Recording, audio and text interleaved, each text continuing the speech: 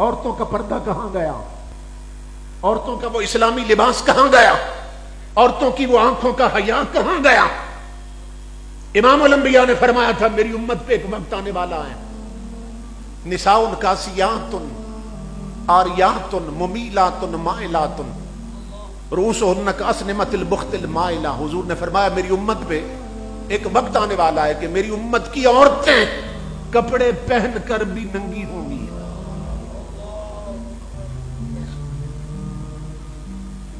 آج یہ جو نئے نئے عذاب آ رہے ہیں ہم پر، اس کا سبب یہ ہے ہم نے اپنے رب کو ناراض کر رکھا ہے۔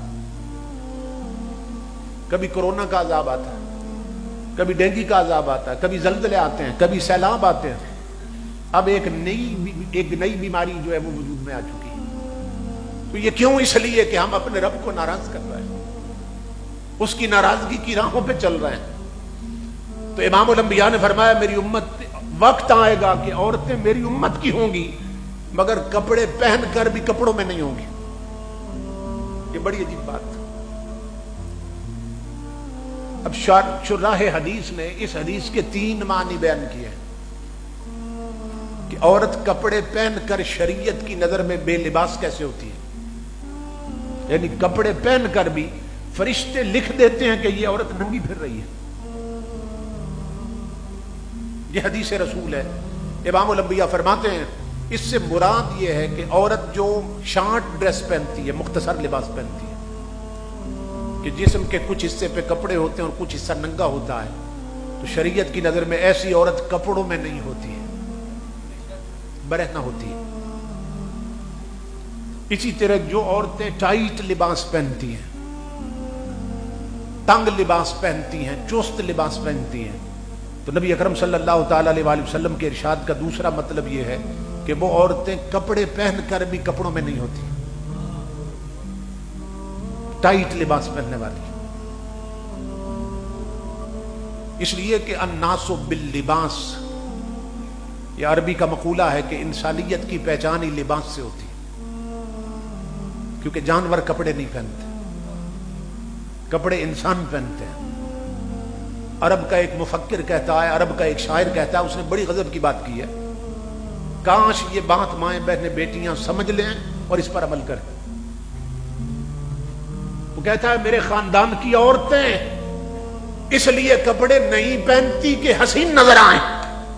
عرب کا شاعر کہتا ہے میرے خاندان کی عورتیں کپڑے اس لیے نہیں پہنتی کہ حسین نظر آئیں، وہ اپنا حسن چھپانے کے لیے لباس پہنتی ہیں۔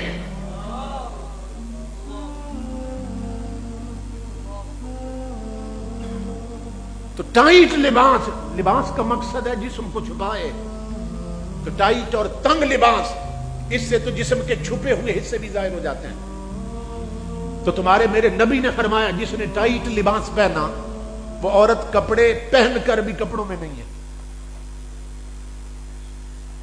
اور نمبر 3 کہ جو پتلا لباس پہنتی ہیں، پتلا باریک لباس پہنتی ہیں کہ کپڑے ہیں مگر جسم اندر سے نظر آ رہا ہے، تو امام الانبیاء کی حدیث کا تیسرا مطلب جو شراح حدیث نے بیان کیا وہ یہ ہے کہ ایسی عورت کپڑے پہن کر بھی کپڑوں میں نہیں ہے۔ یہی سبب ہے کہ امام الانبیاء فرماتے ہیں جب معراج کی رات میرے رب نے مجھے دوزخ دکھائی نا تو رأیت اکثر اہلھا النساء، تو میں نے جہنم میں اپنی امت کی عورتوں کی اکثریت کو جلتے ہوئے دیکھا ہے۔ عورتوں کی آنکھیں کھولنے کے لیے صرف ایک فرمان رسول بھی کافی تھا۔ امام الانبیاء فرماتے ہیں اپنی امت کی عورتوں کی اکثریت جہنم میں جلتے ہوئے دیکھیے۔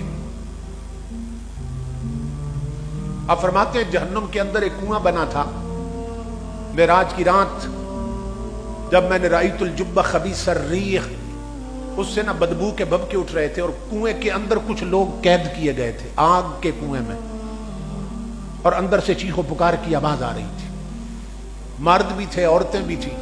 تو میں نے جبریل سے پوچھا من ہؤلاء یا جبریل، جبریل یہ کون ہے اس کنویں کے اندر؟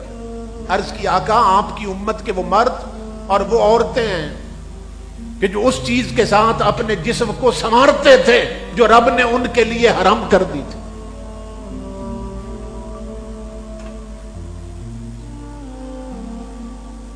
इमाम अल-अंबिया फरमाते हैं इन्नल मरअत इज़ा इस्तातरत फमर्रत बिल मजलिस फहिया ज़ानिया, यानी औरत का टाइट लिबास पहनना, वो तो मैं बता चुका, औरत का तंग लिबास पहनना, औरत का पतला लिबास पहनना, औरत का मुख्तसर लिबास पहनना, वो तो मैं बता चुका। इमाम अल-अंबिया फरमाते हैं जो औरत खुशबू लगाकर घर से निकलती है वो औरत शरीफ नहीं बदकार होती है।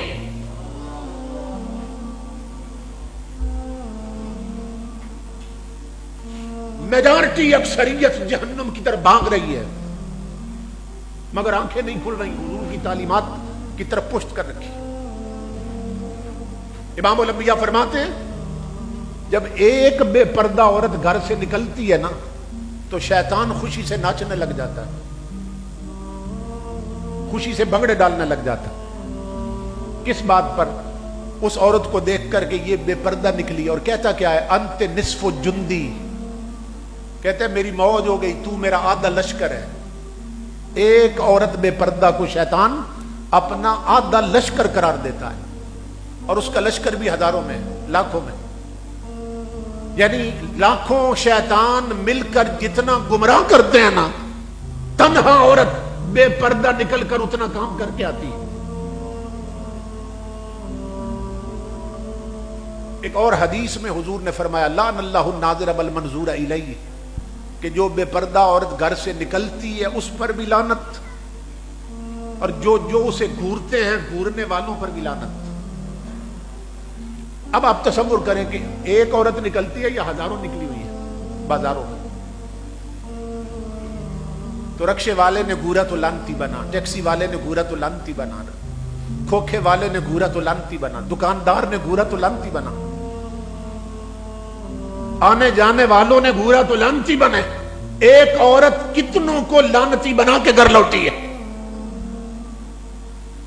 और जितनी लानतें उन सबको मिली वो तन्हा उस एक पर डाली गई जो इतनों को गुनाहगार करके आई है। इसीलिए इमाम अल-अंबिया फरमाते हैं मेराज की रात अपनी उम्मत की औरतों की अक्सरियत मैंने जहन्नुम में जलते हुए देखी है। मेरी मां बहनों बेटियों, खुदा के लिए हजरत सैयदा फातिमा ज़हरा के दर की कनीज़े बन जाओ, बेहया जमाने की नजरों से छुप जाओ, शरीयत वाला पर्दा करो, शरीयत वाला लिबास पहनो।